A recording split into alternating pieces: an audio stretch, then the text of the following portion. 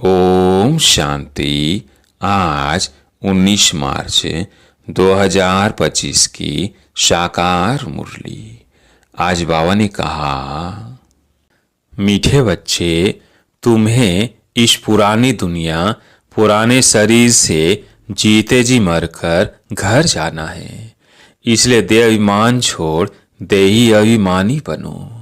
प्रश्न, अच्छे अच्छे पुरुषार्थी बच्चों की निशानी क्या होगी? उत्तर, जो अच्छे पुरुषार्थी है वो सवेरे सवेरे उठकर देही अभिमानी रहने की प्रैक्टिस करेंगे।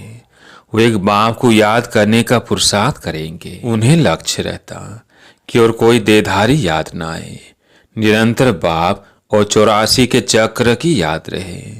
यह भी ओहो सौभाग्य कहेंगे। ओम शांति। अभी तुम बच्चे जीते जी मरे हुए हो। कैसे मरे हो? देह के अभिमान को छोड़ दिया तो बाकी रही आत्मा। शरीर तो खत्म हो जाता है, आत्मा नहीं मरती। बाप कहते हैं, जीते जी अपने को आत्मा समझो और परमपिता परमात्मा के साथ योग लगाने से आत्मा पवित्र हो जाएगी। जब तक आत्मा बिल्कुल पवित्र नहीं बनी है तब तक पवित्र शरीर मिल न सके। आत्मा पवित्र बन गई तो फिर यह पुराना शरीर आप ही छूट जाएगा। जैसे सर्फ की खल ऑटोमेटिकली छूट जाती है, उनसे ममत्व तो मिट जाता है। वो जानता है हमको नई खाल मिलती है, पुरानी उतर जाएगी। हर एक को अपनी अपनी बुद्धि तो होती है ना। अभी तुम बच्चे समझते हो हम जीते जी इस पुरानी दुनिया से पुराने शरीर से मर चुके हैं। फिर तुम आत्माएं भी शरीर छोड़ कहाँ जाएंगी? अपने घर। पहले पहले तो यह पक्का याद करना है, हम आत्मा हैं, शरीर नहीं। आत्मा कहती है, बाबा हम आपके हो चुके, जीते जी मर चुके हैं। अब आत्मा को फरमान मिला हुआ है कि मुझ बाप को याद करो, तो तुम तमो प्रधान से शतो प्रधान बन जाएंगे।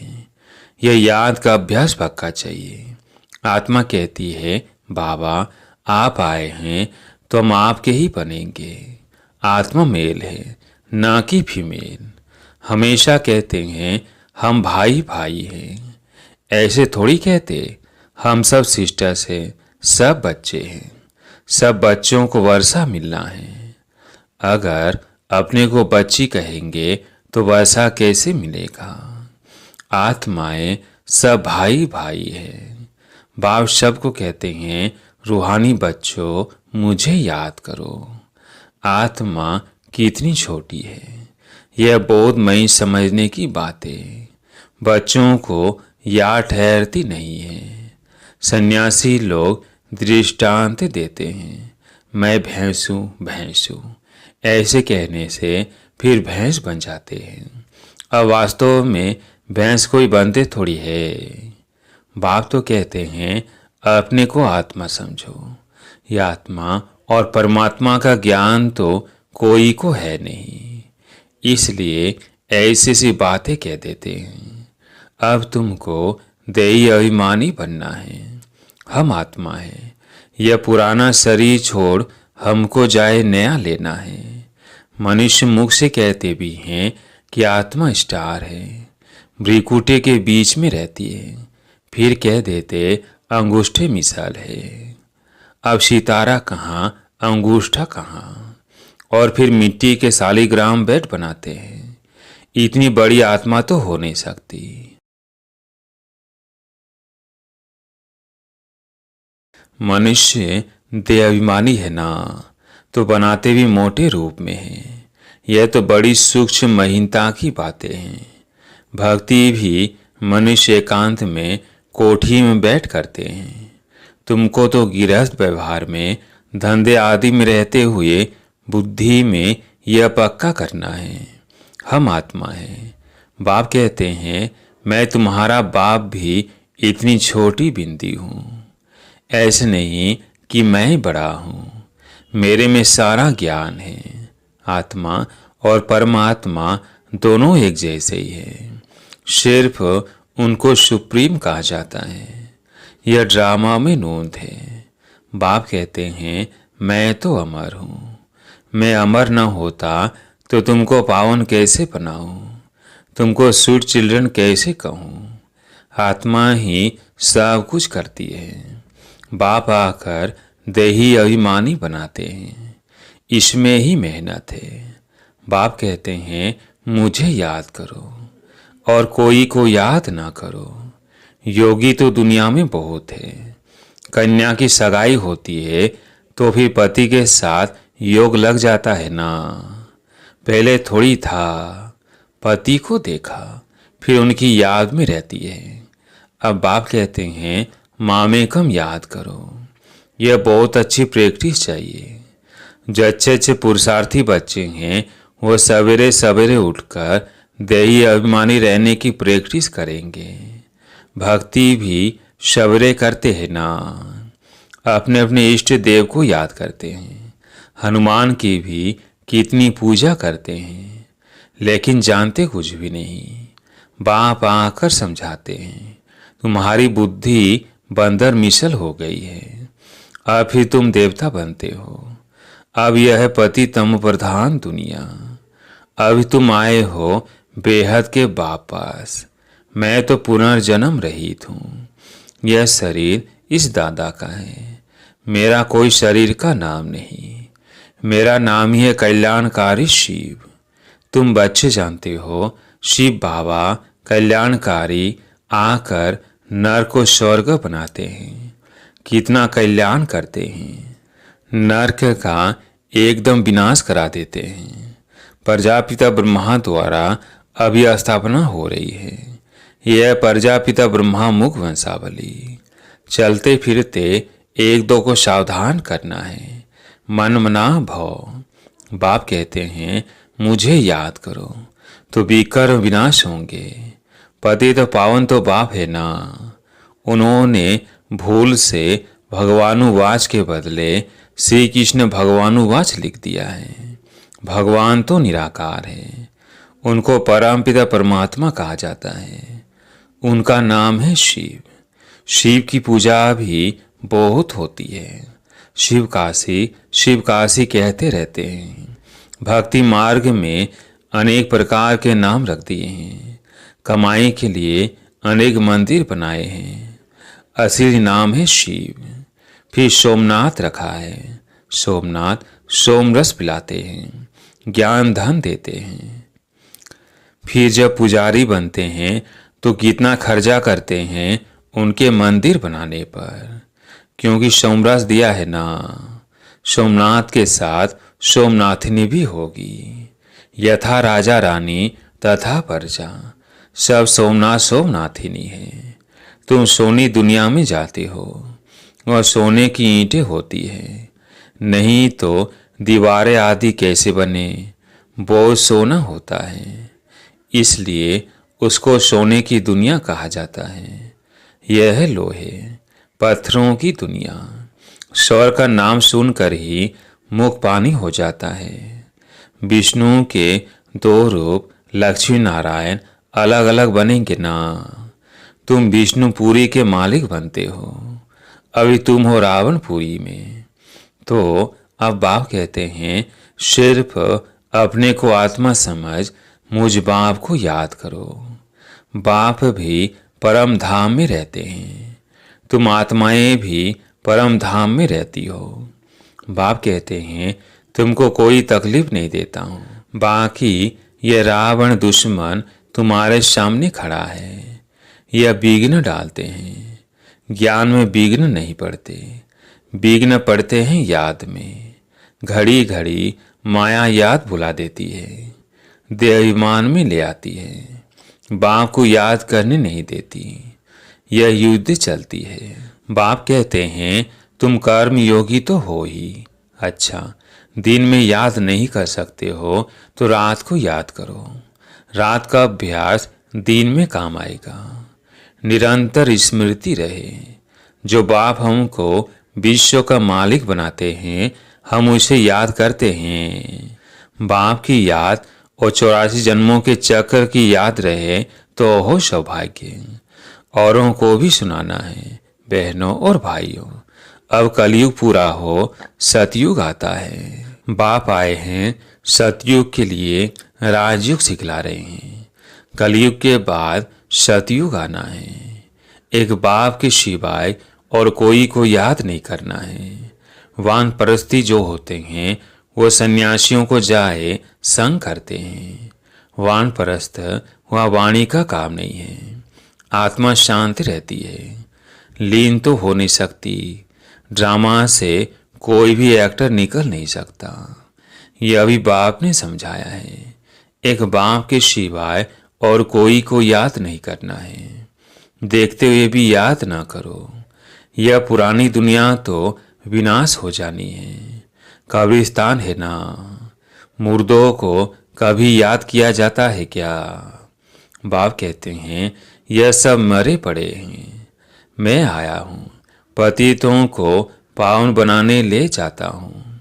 यहाँ यह सब खत्म हो जाएंगे। आजकल बॉम्ब शादी जो भी बनाते हैं वो तीखे तीखे बनाते रहते हैं। कहते हैं यहाँ बैठे जिस पर छोड़ेंगे उस पर ही गिरेंगे। यह नोंद है। फिर से विनाश होना है। भगवान आते हैं, नई दुनिया के लिए राजयोग सिखला रहे हैं। यह महाभारत लड़ाई है जो शास्त्रों में गाई हुई है। बरोबर भगवान आए हैं स्थापना और विनाश करने। चित्र भी क्लियर है। तुम साक्षात्कार कर रहे हो।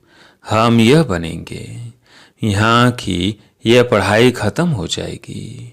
वहाँ तो बैरिस्टर डॉक्टर आदि की दरकार नहीं होती। तुम तो यहाँ का वर्षा ले जाते हो। हुनर भी सब यहाँ से ले जाएंगे। मकान आदि बनाने वाले फर्स्ट क्लास होंगे तो वहाँ भी बनाएंगे। बाजार आदि भी तो होगी ना, काम तो चलेगा। यहाँ से सीखा हुआ अकल ले जाते हैं। साइंस से भी अच्छे हुनर सीखते हैं। वह सब वहाँ काम आएंगे। प्रजा में जाएंगे। तुम बच्चों को तो प्रजा में नहीं आना है। तुम आए ही हो बाबा मम्मा के तख्त नशीन बनने। बाप जो श्रीमत देते हैं उस पर चलना है। फर्स्ट क्लास श्रीमत तो एक ही देते हैं कि मुझे याद करो। कोई का भाग्य अनायास भी खुल जाता है, कोई कारण निमित्त बन पड़ता है। कुमारियों को भी बाबा कहते हैं शादी तो बर्बादी हो जाएगी, इस गटर में मत गिरो। क्या तुम बाप का नहीं मानेंगी? शौर की महारानी नहीं बनेंगी?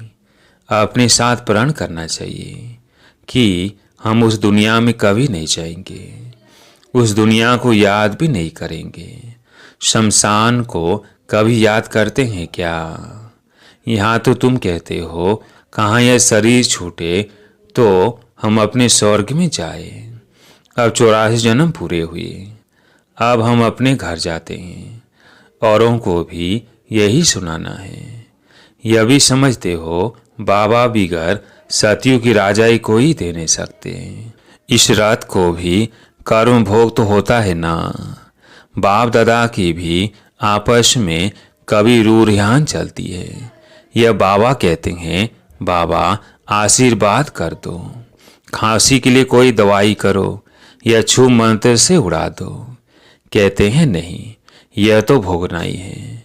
यह तुम्हारा रत लेता हूँ, उसके एवज में तो देता ही हूँ। बाकी यह तो तुम्हारा हिसाब किताब है। अंत तक कुछ न कुछ होता रहेगा। तुम्हें आशीर्वाद करूं तो सब पर करना पड़े।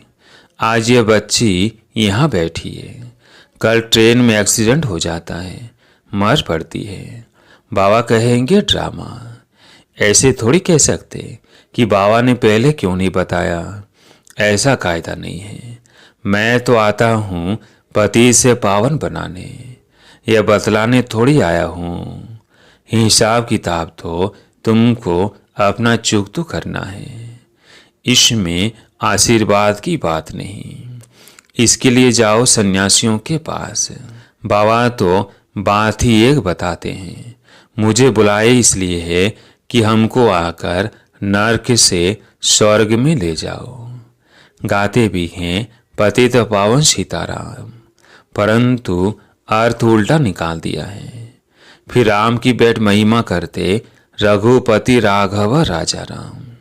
बाप कहते हैं इस भक्ति मार्ग में तुमने कितने पैसे गंवाए हैं। एक गीत भी है ना, क्या कौतुक देखा, देवियों की मूर्तियां बनाए पूजा कर फिर समुद्र में डुबो देते हैं। अब समझ में आता है कितने पैसे बर्बाद करते हैं। फिर भी यह होगा, सतयुग में तो ऐसा काम होता ही नहीं। सेकंड बाय सेकंड की नोंद है। कल्प बाद फिर यही बात रिपीट होगी। ड्रामा को बड़ा अच्छी रीति समझना चाहिए। अच्छा, कोई जास्ती नहीं याद कर सकते हैं तो बाप कहते हैं सिर्फ हलब और बे, बाप और बादशाही को याद करो। अंदर में यही धुन लगा दो कि हम आत्मा कैसे 84 का चक्र लगाकर आई है। चित्रों पर समझाओ, बहुत सहज है। यह रूहानी बच्चों से रूरियान, बाप रूरियान करती है बच्चों से, और कोई से तो कर न सके। बाप कहते हैं अपने को आत्मा समझो, आत्मा ही सब कुछ करती है। बाप याद दिलाते हैं तुमने 84 जन्म लिए हैं, मनुष्य ही बने हैं। जिसे बाप ऑर्डिनेंस से निकालते हैं कि विकार में नहीं जाना, ऐसे यह भी ऑर्डिनेंस से निकालते हैं कि किसको रोना नहीं है। सतयुग त्रेता में कोई रोते नहीं, छोटे बच्चे भी नहीं रोते। रोने का हुक्म नहीं, वो है ही हर्षित रहने की दुनिया। उसकी प्रैक्टिस सारी यहाँ करनी है। अच्छा, मीठे मीठे सिकिलदे बच्चों प्रति माता पिता बाप दादा का याद प्यार और गुड मॉर्निंग। रूहानी बाप की रूहानी बच्चों को नमस्ते। हम रूहानी बच्चों की रूहानी बाप दादा को याद प्यार गुड मॉर्निंग नमस्ते नमस्ते। धारणा के लिए मुख्य सार। पहला पॉइंट है, बाप से आशीर्वाद मांगने के बजाय याद की यात्रा से अपना सब हिसाब किताब चुकतू करना है। पावन बनने का पुरुषार्थ करना है। इस ड्रामा को यथार्थ रीति समझना है। दूसरा पॉइंट है, इस पुरानी दुनिया को देखते हुए भी याद नहीं करना है। कर्म योगी बनना है। सदा हर्षित रहने का अभ्यास करना है। कभी भी रोना नहीं है। आज प्यारे मीठे बाबा का वरदान, प्रवृत्ति में रहते मेरेपन का त्याग करने वाले सच्चे ट्रस्टी मायाजीत भव। प्रवृत्ति में रहते मेरेपन का त्याग करने वाले सच्चे ट्रस्टी मायाजीत भव। जैसे गंदगी में कीड़े पैदा होते हैं, वैसे ही जब मेरापन आता है तो माया का जन्म होता है। मायाजीत बनने का सहज तरीका है, स्वयं को सदा ट्रस्टी समझो। ब्रह्मा कुमार माना ट्रस्टी। ट्रस्टी की किसी में भी अटैचमेंट नहीं होती, क्योंकि उनमें मेरापन नहीं होता। गृहस्थी समझेंगे तो माया आएगी, और ट्रस्टी समझेंगे तो माया भाग जाएगी। इसलिए न्यारे होकर फिर प्रवृत्ति के कार्य में आओ तो माया प्रूफ रहेंगे। आज का स्लोगन, जहाँ अभिमान होता है वहाँ अपमान की फीलिंग जरूर आती है। जहाँ अभिमान होता है वो अपमान की फीलिंग जरूर आती है। आज का व्यक्ति सारा सत्यता और सभ्यता रूपी कल्चर को अपनाओ। आपकी आंतरिक स्वच्छता, सत्यता, उठने में, बैठने में, बोलने में, सेवा करने में लोगों को अनुभव हो, तब परमात्म प्रत्यक्षता के निमित्त बन सकेंगे। इसके लिए पवित्रता की क्षमा सदा जलती रहे, जरा भी हलचल में ना आए। जितना पवित्रता की समाचल होगी उतना सहज सही बाप को पहचान सकेंगे। अच्छा, ओम शांति।